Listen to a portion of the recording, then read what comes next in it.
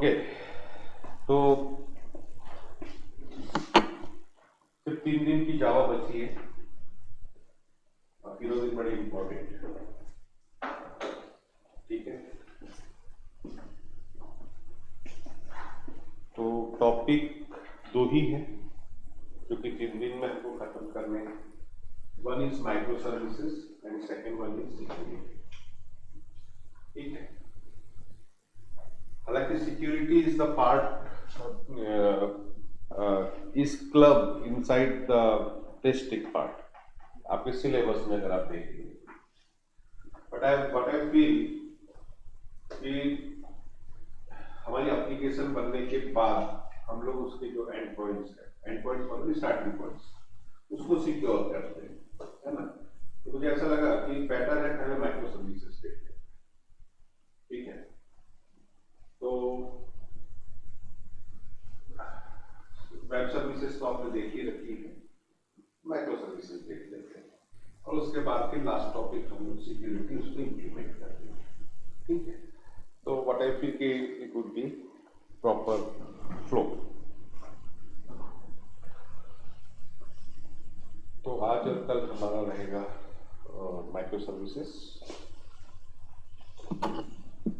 Okay.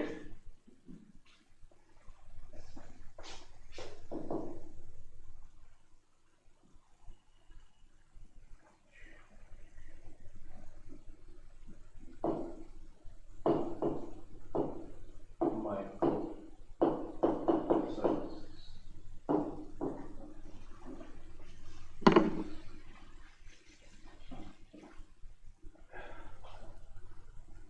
have you done any work on microservices?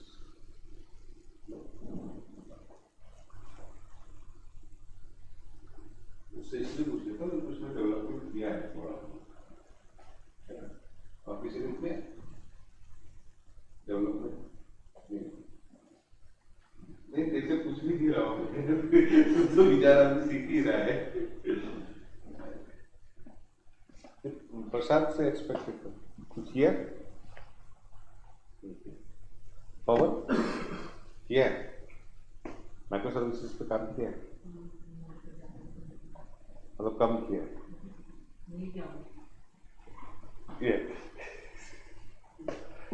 ठीक है। वो सुना तो है, चलो सुना है इस बेस पे बताइए कि माइक्रो सर्विसेज क्यों यूज की जाती है, what are the benefit to use micro services.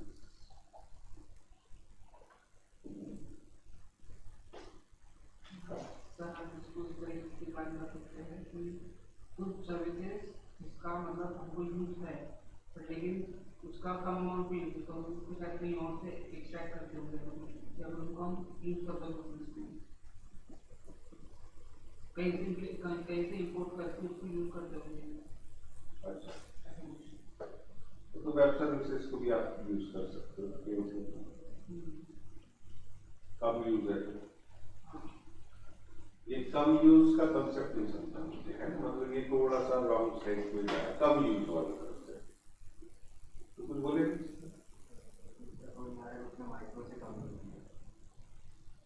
अच्छा उसको एलिब्रेट कर रहा है उसकी डेफिनेशन अच्छा, यानी हम बिग वेब एप्लीकेशन से वेब सर्विसेज से मिनी भी नहीं बना, सीधे माइक्रो पे चले गए। ओके, नहीं बेटा ऐसा नहीं है। क्या होता है कि जैसे मैं आज की डेट में आपको कोई प्रोजेक्ट बनानी थी, वो भी है जो आप बनाते हो, ठीक है। कोई भी प्रोजेक्ट अगर अभी अगर सही में नहीं पता है माइक्रो सर्विसेज और मैं अभी आपको बोलूं कि जितना भी नॉलेज है सिक्योरिटी को छोड़ दो अभी थोड़ा सा, चलो मैं सिक्योरिटी दे दूंगा उसको, है ना। मैं खुद ही सिक्योर कर दूंगा आपकी एप्लीकेशन, मैं इतना आपको एश्योरेंस दे दूं और बोलूं कि तुम लोग क्लियर बना दो आज से अभी से। तो क्या होगा आपके दिमाग में क्या आएगा कि हम सर ने बोले स्पेशली तो जावा को बनाते हैं, है ना। जावा पे काफी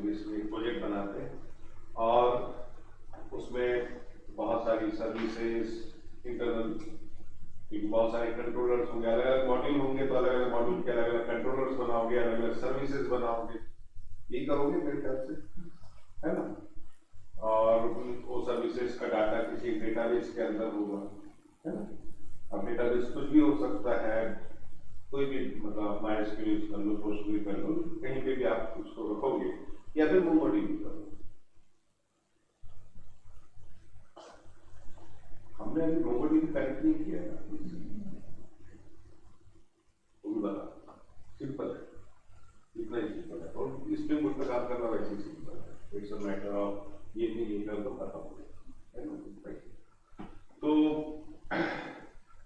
ऐसा करोगे तो जो एप्लीकेशन बन के निकलेगी, सक्सेसफुली बन गई, काम भी हो रहा है, ठीक है, तो जो एप्लीकेशन बन के निकलेगी उस एप्लीकेशन को बोला जाता है मोनोलिथिक एप्लीकेशन, मोनोलिथिक एप्लीकेशन, ठीक है।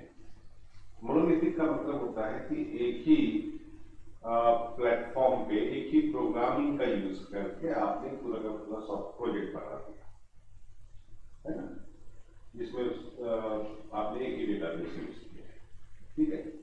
तो such type of application is known as monolithic application. तो मोनोलिथिक एप्लीकेशन के अपने अलग चैलेंजेस हैं, हालांकि छोटी एप्लीकेशन जो बनती है मोनोलिथिक ही बनती है ना, लेकिन हम लोग तैयारी कर रहे हैं बड़े पोर्टल के लिए, बड़ी एप्लीकेशन के लिए, और फिर कुछ फिलोसॉफी तो है ही, लूज कपलिंग एंड ऑल, है ना। तो आपको बता दें कि रियल लाइफ में जब एप्लीकेशन बनती है तो यूज एप्लीकेशन जैसे अमेजॉन की बनी होगी, है ना, या इस टाइप की, तो वो मोनोलिथिक नहीं होगी, वो डिफरेंट प्रोजेक्ट्स को इंटीग्रेट करके एक एप्लीकेशन बनती है। मतलब there are N number of projects which are deployed on different servers, ठीक है। तो इससे क्या होगा, एक प्रकार से डिस्ट्रीब्यूटेड एप्लीकेशन टाइप का काम होगा, और वो सर्विसेज सारी की सारी इंटीग्रेट होके आपको एक सिंगल प्रोजेक्ट का फील देगी, एक चीज की। दूसरा, आपके ऊपर लिमिटेशन नहीं है या फिर कोई रिस्ट्रिक्शन नहीं है कि आपको जावा पे बनाना है। अगर आप में से कोई पाइथन में कंफर्टेबल फील करता है तो वो एक छोटा पार्ट, एक छोटा सा सर्विस, एक छोटी सी एप्लीकेशन पाइथन पे बना,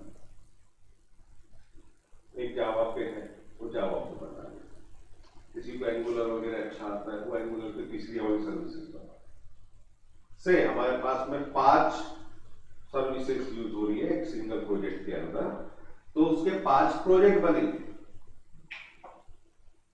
और हर प्रोजेक्ट वो पर्सन या वो ग्रुप ऑफ पर्संस की टीम बनाएगी जो जिसमें एक्सपर्ट है। पाइथन वाली टीम पाइथन में बनाओ, नहीं आता जावा कोई दिक्कत नहीं, पाइथन पे बनाओ, ये काम करना है तुम्हारे पाइथन पे, तो ये काम करवा के दे दो मेरे को बस, ठीक है। तो ये होता है माइक्रो सर्विसेज।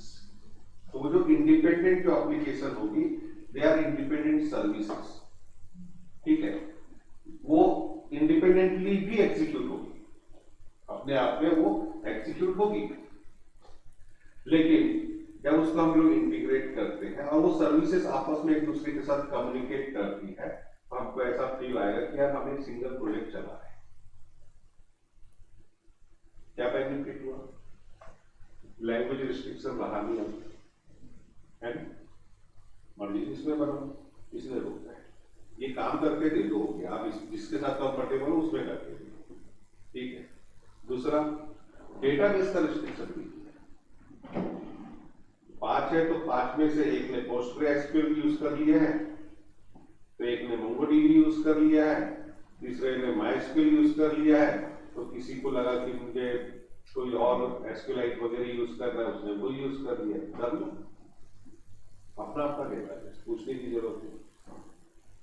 बस उतना जो चंक है, उतना जो सेक्शन है, आपको जो काम दिया गया, टास्क दिया गया,